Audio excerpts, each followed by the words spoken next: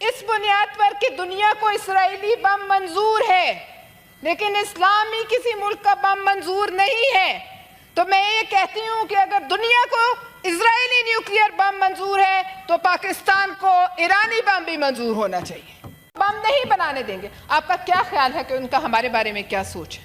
आपका क्या ख्याल है कि इसराइल हमारे बम पे नजर नहीं रखे हुए?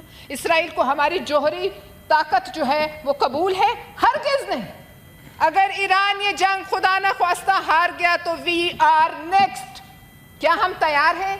क्या हम कि जब तक हम अपने जहनों को थोड़ा सा आजाद नहीं करेंगे, कोई तखयलाती कंसेप्चुअल सोल्यूशन लेके किसी के पास नहीं जाएंगे, तो ना ट्रंप के पास इतना वक्त है कि हमारे मसाइल को हल करे, ना यूरोप के पास इतना मसला है। हम खुद उसके ऊपर एफर्ट करने के लिए तैयार नहीं है। हम खुद उन मसलों को हल ढूंढने के लिए तैयार नहीं, तो कोई और हम पे इतना एफर्ट क्यों लगाएगा कि और मैं बताता हूं उसको कैसे हल करना है। ठीक हो गया।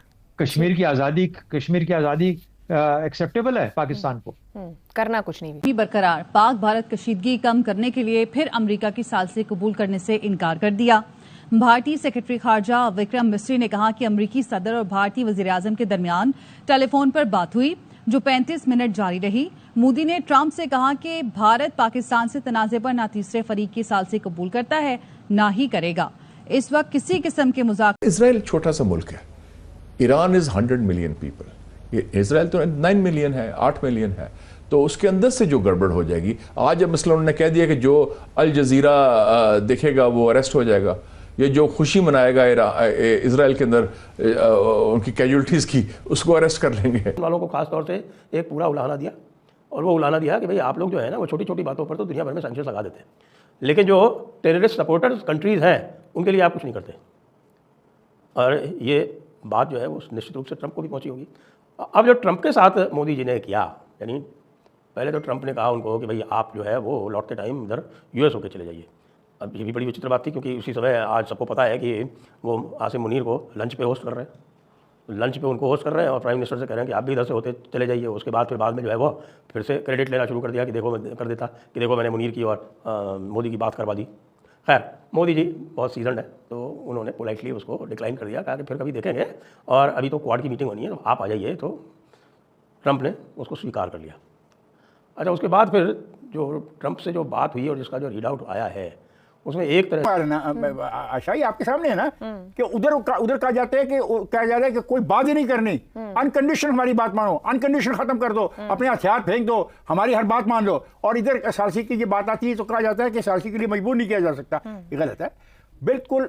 मेरी तो समझ में नहीं आ रहा कि ये ट्रंप को जो एक तवक्को है कि इसको क्या मिलेगा, वो क्या होता है, एक तमगा होता है, वो नोबेल पीस जो प्राइस के चक्कर में है, पता नहीं है इस खेल के अंदर ये वो लेता है या इस दुनिया को और तबाह करने में कामयाब होता है। एक बार याद रखिएगा, मैंने हेलो दोस्तों, जैसे कि आप जानते हैं कि दोस्तों किस प्रकार से भारत ने अमेरिका की ऐसी की तैसी करके रख दिया, और पाकिस्तान जो बोलता था बड़ी बड़ी बातें दोस्तों वो भी बहुत बुरी तरीके से एक्सपोज हो चुका है। दोस्तों मोदी जी ने साफ मन कर दिया है ट्रंप के ऑफ़र को, क्योंकि दोस्तों ये क्या चाहते थे, ये चाहते थे कि भारत इनकी कठपुतली बन सके, जो अमेरिका वाले चाहते थे। लेकिन दोस्तों मोदी जी ने कर दिखाया। मोदी जी ने कहा देखो भैया सीधी सी बात है, आप अपना देखो हम अपना देखते हैं, अभी हमें बहुत काम है, हम नहीं रुकने वाले। दोस्तों ट्रंप जो है ये सोचते हैं कि इनकी ही चले दुनिया में, जैसे कब्जा कर लिया हो किसी देश पर या अपने लोग उस देश का खाना खर्चा उठा रहे हो पूरा, इस तरीके से सोचते हैं ट्रंप कि हाँ भैया मैं सबको कंट्रोल करो, कोई देश नहीं सुनने वाला भाई तुम्हारी। जब तक तुम किसी के साथ ऐसा व्यवहार करोगे जब तक बिल्कुल नहीं, सीज फायर कराए, ये कराए वो कराए, दुनिया भर में ढिंढोरा पीटा, और मोदी जी ने साफ बोल दिया भैया तुमने कुछ नहीं करा है। दोस्तों आगे देखते हैं पाकिस्तान की मीडिया का वीडियो में क्या रिएक्शन रहा। लंच पे होस्ट कर रहे हैं, तो लंच पे उनको होस्ट कर रहे हैं और प्राइम मिनिस्टर से कह रहे हैं कि आप भी इधर से होते चले जाइए। उसके बाद में जो है वो फिर से क्रेडिट लेना शुरू कर दिया कि देखो मैंने मुनीर की और मोदी की बात करवा दी।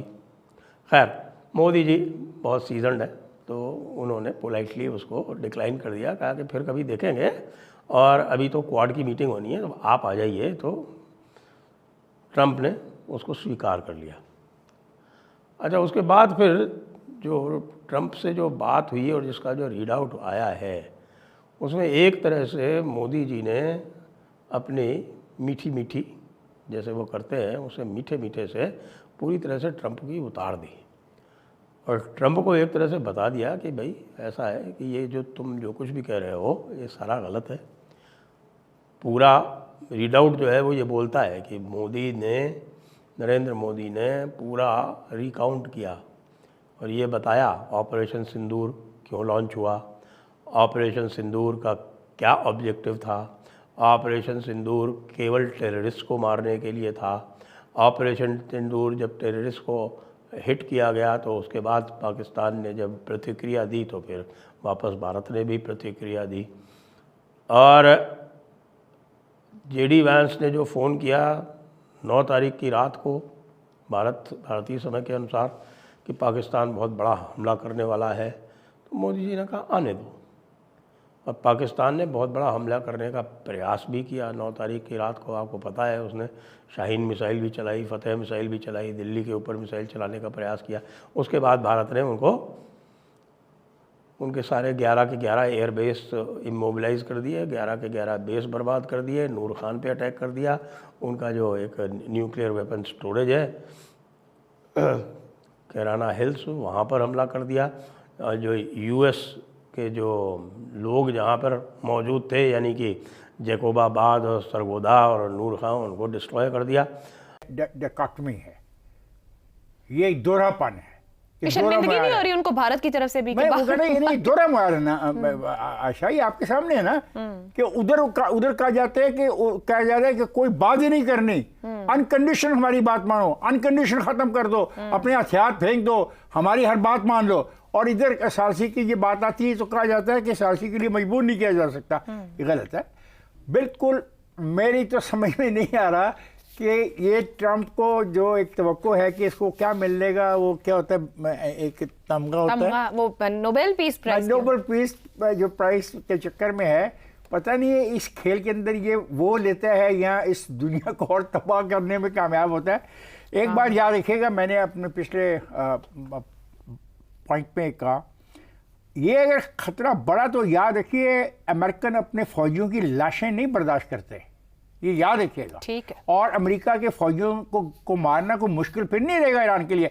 जब ईरान में हुकूमत नहीं होगी, कुछ नहीं होगा, वहाँ का आयतुल्ला खमीनी कत्ल करवा दिया जाएगा, वहाँ पे कुछ रहने नहीं दिया जाएगा, तो फिर वहाँ पे जिसकी मर्जी जो आएगी वो करेगा। दुरुस्त हो गया जी। आजाद साहब, आज अमरीकी महकमा खारजा का मौक़िफ़ सामने आया कि सालसी की पेशकश कर सकते हैं अमरीकी सदर ट्रंप बार बार पाकिस्तान और भारत का जिक्र कर रहे हैं, जंग रुकवाने की बात कर रहे हैं, फिर वो सालसी की बात करते हैं।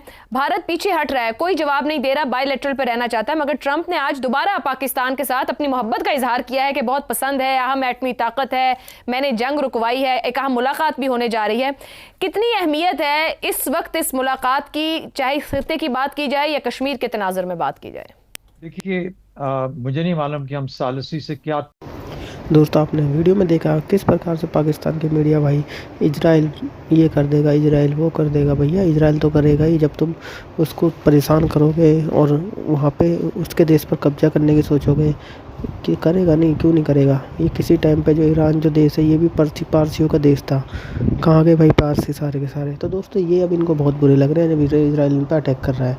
धीरे धीरे देखना होता है क्या, क्योंकि पाकिस्तान का भी नंबर आना है। दोस्तों वीडियो अच्छा लगा लाइक करें, चैनल को सब्सक्राइब करें।